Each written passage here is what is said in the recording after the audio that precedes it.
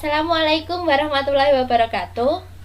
Saya Aprilia Dita Pramesti, D400180156. Dalam video kali ini, saya bermaksud untuk memenuhi tugas EUTS Elektronika Daya 2020 mengenai konverter jembatan penyearah. Nah, di sini nanti saya akan menjelaskan mengenai atau mensimulasikan dari rangkaian konverter jembatan penyearah. Sebelum saya menjelaskan atau mensimulasikan konverter tersebut, lebih baiknya kita mengetahui apa sih konverter itu dan apa sih komponen yang digunakan. Oke, pengertian dari konverter. Konverter itu penyearah terkendali atau control rectifier. Berfungsi untuk mengubah tegangan sumber masukan arus bolak-balik atau AC dalam bentuk sinusoidea menjadi tegangan luaran dalam bentuk tegangan searah atau DC yang dapat diatur atau dikendalikan. Oke, selanjutnya mengenai prinsip kerja dari konverter AC ke DC adalah nilai rata-rata dari tegangan output dapat dikendalikan dengan mengubah conduction time dari tiristor, satu sudut time varying delay alpha. Inputnya dapat berupa sumber 1 atau 3 fasa. Selanjutnya ada contoh rangkaian dan gelombang konverter dengan SCR. SCR itu adalah Silicon Control Rectifier. Itu nanti akan kita bahas di slide selanjutnya. Kemudian di sini ada konverter, contoh dari rangkaian konverter. Nah, saya di sini menggunakan konverter setengah gelombang. Ini hanya satu fasa. Di sini menggunakan VAC, sumber AC, ada trafo dan V input. Ini yang dinamakan dengan tiristor. Dan ini yang dinamakan dengan conduction time atau gating block kalau dalam PSIM. Dan kemudian ada V trigger, ini adalah pemicu. Digunakannya V output, ada juga di sini juga menggunakan beban resistor. Nah, di sini adalah keluaran dari konverter tersebut. Yang pertama, yang di kolom pertama ini adalah keluaran dari V-in. V-in itu adalah tegangan masukan. Ini. Nah, tegangan masukan di sini tadi kita akan merubah VAC menjadi DC. Jadi di sini adalah AC. Gambaran dari gelombang AC seperti ini. Adanya bukit dan lembah. Seperti ini. Kedua, ini adalah V output. V output ini tadi hasil dari konverter dari AC ke DC. Nah, ini adalah hasil dari DC-nya. Dia hanya memiliki bukit, tidak memiliki lembah karena dia searah. Dan kemudian ini ada V trigger. V trigger ini kan di sini saya atur conduction time-nya 0 sampai 180. Kemungkinan sudut 0 sampai 180 itu dari sini sampai sini. Nah, seperti itu. Selanjutnya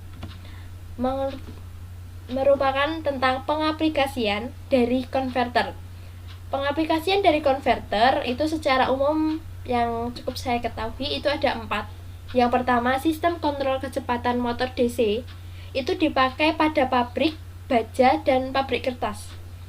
Kedua, proses-proses elektrokimia dan elektrometalogi. Suplai-suplai daya magnet, konverter-konverter pada masukan jalur transmisi DC. Oke, selanjutnya ini mengenai SCR yang tadi kita gunakan dalam contoh rangkaian. Nah, tadi saya sudah bilang SCR itu adalah Silicon Control Rectifier. Nah, SCR ini adalah salah satu komponen semikonduktor daya yang digunakan beroperasi sebagai saklar, pengubah, dan pengatur. Salah satu jenis SCR itu adalah tiristor. Nah, di sini ada gambar diagram SCR, simbol SCR, dan bentuk SCR. Diagram SCR seperti ini, adanya kaki anoda, katoda, dan gerbang. Anoda ini nanti yang terhubung pada sumber dan katoda ini pada outputnya. Gerbang ini yang terhubung pada conduction time dan trigger. Karena SCR tidak akan on jika tidak ada pemicu. Ini adalah simbol SCR. Seperti ini, ada anoda, katoda, dan juga gerbang. Kemudian ini bentuk dari SCR. Secara nyatanya seperti ini.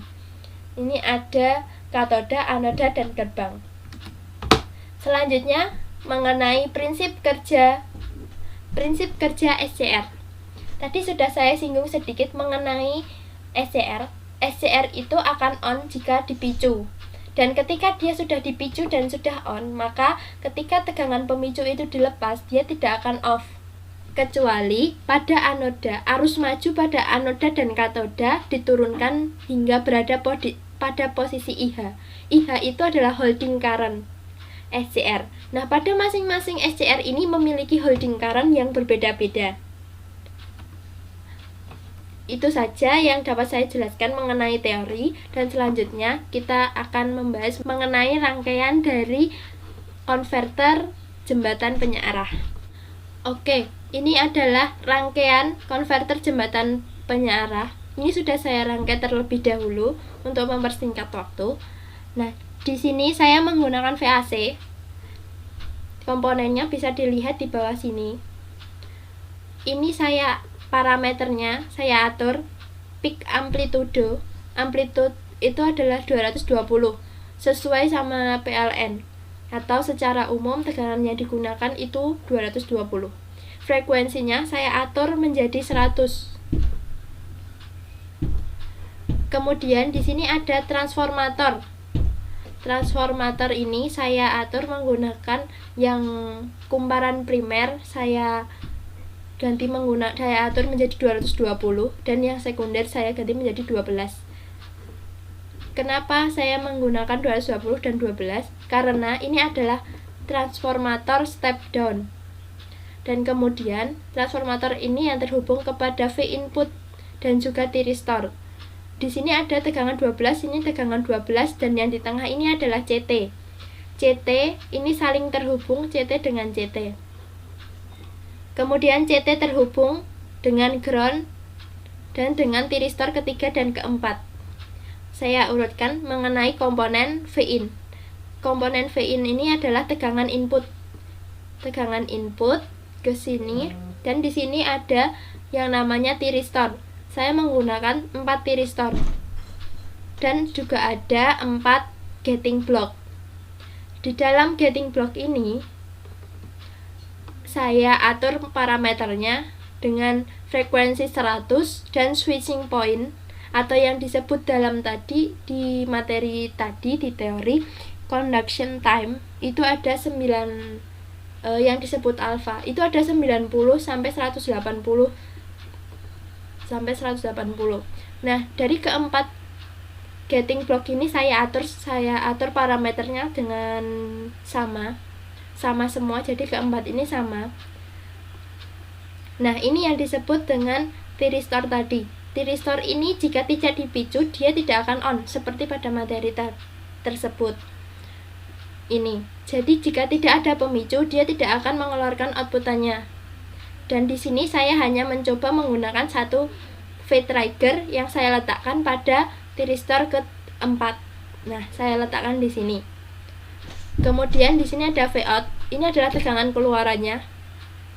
Dan kemudian saya menggunakan beban resistor itu sebesar 100 ohm.